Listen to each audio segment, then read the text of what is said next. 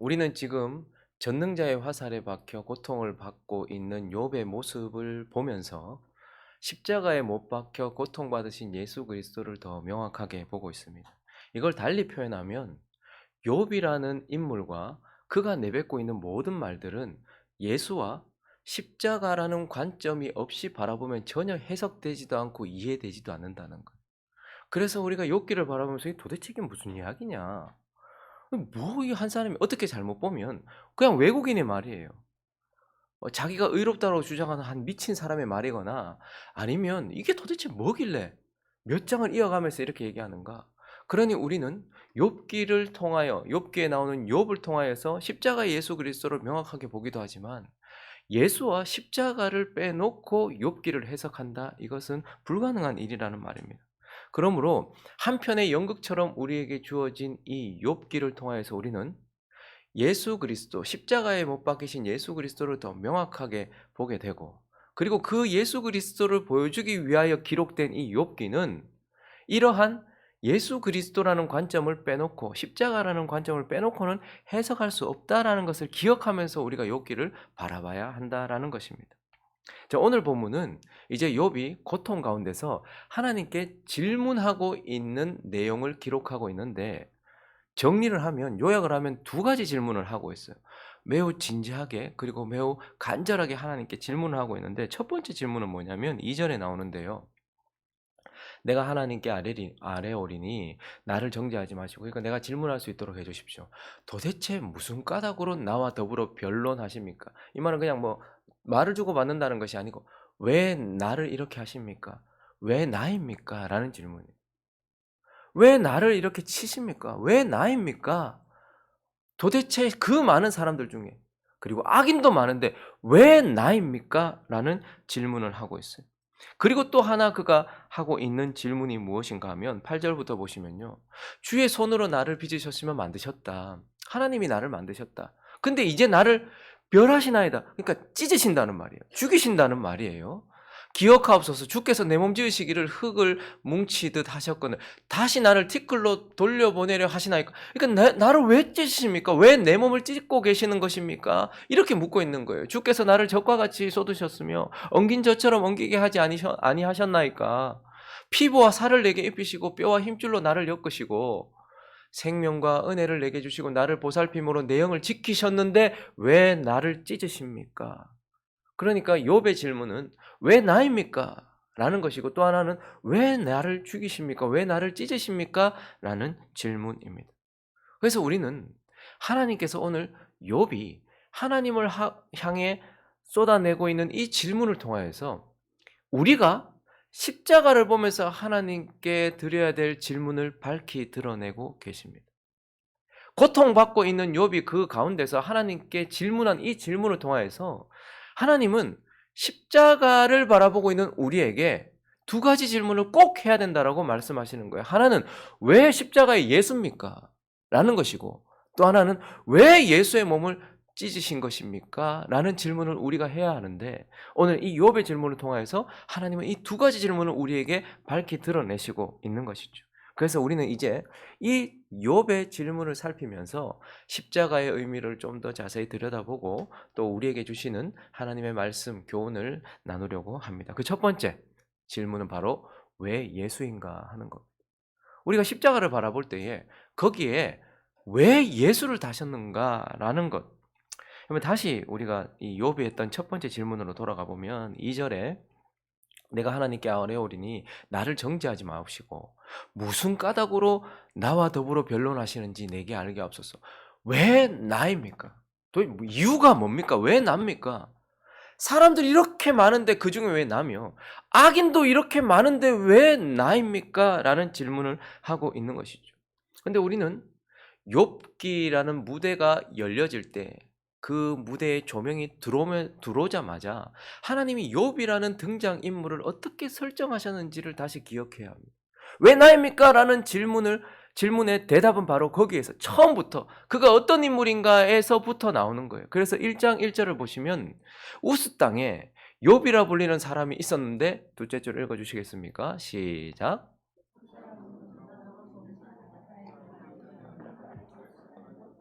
욥이라는 사람이 등장하는 순간부터 그 사람은 온전하고 정직하여 하나님을 경외하여서 악에서 떠난 자라라는 설정이 있어요. 악에서 떠난 자, 온전한 자라는 설정이 있습니다. 그리고 1장 8절에는 또 이렇게 말하고 있습니다. 여호와께서 사탄에게 이렇게 말씀하셨어요. 네가 내 종 욥을 주의하여 보았느냐. 그와 같이 온전하고 정직하여 하나님을 경외하며 악에서 떠난 자는 세상에 없느니라. 욥이라는 인물이 무대에 서고 조명이 그를 비출 때에 하나님은 처음부터 그 인물은 악에서 떠난 자, 완전한 자다라고 말씀하셨고 하나님의 종이다. 하나님이 믿으시는 종이다. 사단 네가 아무리 건드려 봐라. 결코 꺾을 수 없는 종이다라고 이렇게 설정을 해놨어요. 그러니 우리는 이것 속에서 왜 예수입니까? 왜 십자가의 예수입니까? 라는 답을 찾게 되는 것이죠. 왜 예수입니까? 바로 히브리서 4장 15절에 나오는 말씀처럼 읽어볼까요? 시작. 우리에게 있는 대제사장은 우리의 연약함을 동정하지 못하실 이가 아니요 모든 일에 우리와 똑같이 시험을 받으신 이로되 죄는 없으시니라. 욥은 온전했다. 당대 온전한 사람이다 이렇게 말했지만 역사라는 무대 가운데 유일하게 죄가 없다 라고 한 인물이 누구예요? 바로 예수 그리스도라는 거예요. 욥기가 시작되었을 때에 설정된 그와 같이 이 역사라는 전체 무대 가운데서 죄가 없는 인물 오직 예수 그리스도밖에 없다라고 말씀하고 있고, 또 하나는요, 욥이 그러했던 것처럼 예수 그리스도가 바로 하나님이 말씀하셨던 그 종이에요. 그래서 이사야서 52장 53절은 그 고난받는 종에 대해서 말하기 전에 52장에서 이렇게 그를 소개하고 있는 거예요. 13절과 14절이 있습니다. 시작. 보라 내 종이 형통하리니 받들어 높이 들려서 지극히 존귀하게 되리라. 전에는 그의 모양이 타인보다 상하였고 그의 모습이 사람들보다 상하였으므로 많은 사람이 그에 대하여 놀랐거니와. 53장에 보면 이제 고난받는 종, 그가 왜 찔리는지 왜 상하는지 이런 이야기를 하기 전에 52장에서 이 마지막 부분에서 그는 내 종이다라고 말해요. 그래서 유월절 어린 양이 예표하던 그 실체, 레위기나 하나님께서 율법을 통해서 5가지 제사를 통해서 죄를 사할 수 있는 희생 제물들을 예표하던 그 실체, 그 실체가 바로 그 모든 것들을 실제로 이루실 유월절 어린 양의 피로 이룰 그 일, 그 제사들을 통해서 그 일을 이룰 그 종이 바로 예수 그리스도다라고 말씀하시면서 왜 십자가의 예수인가? 예수만이 죄가 없이, 예수만이 하나님이 말씀하신 대로 모든 일을 이루실 그의 종이기 때문에 그렇다라고 말씀하고 있는 겁니다. 그리고 이제 우리는 두 번째 질문으로 넘어가야 되겠죠. 두 번째 질문이 뭡니까? 그러면 왜 예수의 몸을 찢으셨나 하는 거예요. 왜 그를 죽이셨나라는 거예요. 예, 예수가 당신의 종이고 예수가 죄 없는 종이니 하나님의 뜻을 이루실 겁니다. 그런데 왜 몸을 찢어 죽이셨나라는 거예요. 욥은 오늘 이렇게 표현하고 있습니다.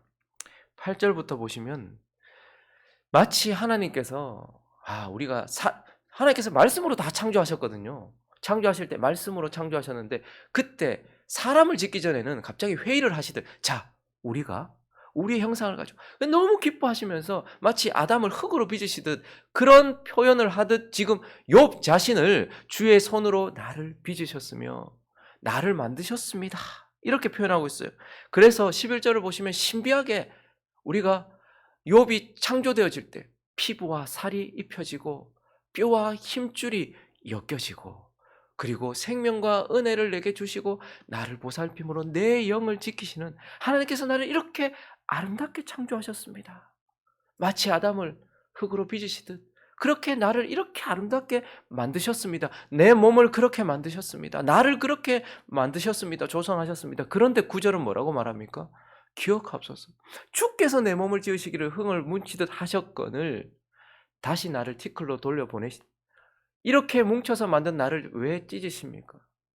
왜 나를 찢으셔서 나를 다시 티끌로 보내려고 하시는 것입니까? 이제 그 몸을 찢으신다고 지금 욥이 말하고 있는 거예요. 너무너무 고통스러운 거예요. 왜 하나님은 욥을 찢으십니까? 같은 질문. 왜 하나님은 예수 그리스도의 몸을 찢으십니까? 그 귀한 몸을 왜 찢으십니까? 우리는 그 이유를 자세히 살펴봐야 됩니다. 그 첫 번째 이유는 생명이 피에 있기 때문이에요. 몸을 찢을 때 흐르는 그 피, 우리가 죽을 때 흐르는 그 피, 생명이 피에 있기 때문이에요. 레위기 17장으로 가보실까요? 11절 있습니다. 시작. 육체의 생명은 피에 있습니다. 내가 이 피를 너희에게 주어 제단에 뿌려 너희의 생명을 위하여 속죄하게 하였나니 생명이 피에 있으므로 피가 죄를 속죄하니라. 우리가 왜 예수를 찢으셔서 피 흘리게 하셨는가? 왜냐하면 생명은 피에 있기 때문에, 피는 생명이다라는 것이에요. 그리고 또 하나, 왜 찢으셨는가? 저기에도 나오지만 그 피가 생명이기도 하고 죄를 덮고 속죄하기도 하는 거예요. 그래서 히브리서 9장 22절은 이렇게 이야기합니다. 읽어볼까요? 시작. 율법을 따라 거의 모든 물건이 피로써 정결하게 되나니 피 흘림이 없은즉 사함이 없는. 왜 찢으셔서 피를 흘리시는가? 피는 생명이기 때문이다. 또 두 번째, 피 흘림이 사함을 가지고 온다. 이렇게 이야기하고 있어요. 그런데 왜 예수를 찢으셔서 예수의 피를 흘리게 하셨는가 하는 것이에요. 히브리서 10장으로 가보시면 1절부터 5절까지 이렇게 말합니다. 내 영혼이 살게 곤비하니 이거 아닌데요? 이건 지금 욥기 10장 1절인데, 그죠? 자, 히브리서 10장 한번, 히브리서 10장 1절부터 보시면, 율법은 장차 올 좋은 일의 그림자일 뿐이요 참 형상이 아니므로 해마다 늘 찾으셨어요? 바로 띄워주시네요. 역시 율법은 장차 올 좋은 일의 그림자일 뿐이요 참 형상이 아니므로 해마다 늘 드리는 같은 제사로는 나오는 자들을 언제나 온전하게 할 수 없느니라. 그리고요, 그렇지 아니하면 섬기는 자들이 단번에 정결하게 되어 다시 죄를 깨닫는 일이 없으리니 어찌 제사다 드리는 일을 그치지 아니하였으리요.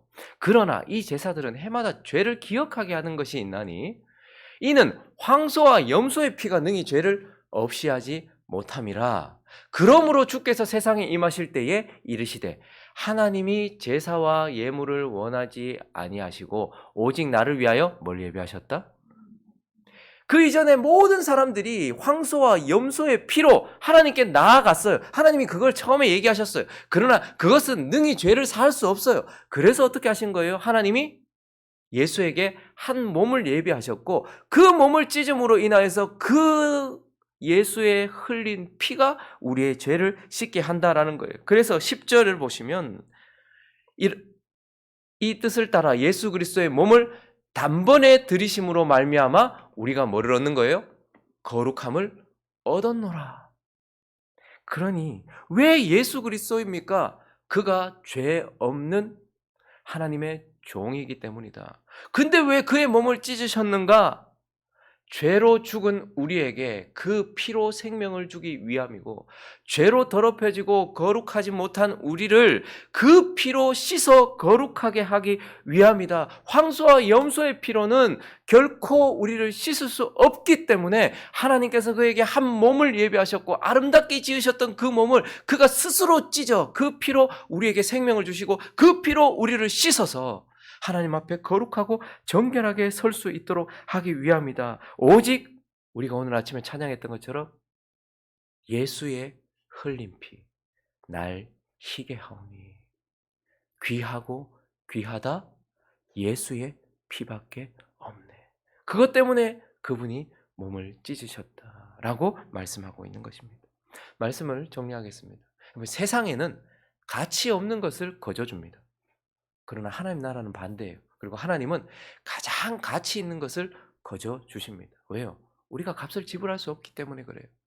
그래서 하나님은 우리에게 가장 고귀하고 가치 있는 소중한 것을 거저 주셨어요. 그러므로 하나님이 우리에게 거저 주신 것들은 세상에서 거저 받은 것처럼 대우해서는 안 돼요. 가치 없는 것처럼 대충 봐서는 안 돼요. 하나님께서 우리에게 거저 주신 것 가운데 가장 소중한 것 바로 예수 그리스도와 그분의 십자가, 그분의 피라는 것을 생각하면서 오늘 이 아침에 우리는 왜 예수였는가? 그리고 왜 그분이 몸을 찢으셨는가? 피를 한 방울도 남기지 않고 흘리셨는가? 다시 한번 깊이 바라보면서 오직 그분만이 유일한 구원자가 될 수 있는 조건을 가지고 계셨기 때문이고, 또한 오직 그분의 찢어짐, 그분의 죽음, 그분의 피 흘림만이 저와 여러분을 살릴 수 있었기 때문이다. 오직 그 길밖에 없었기 때문이다.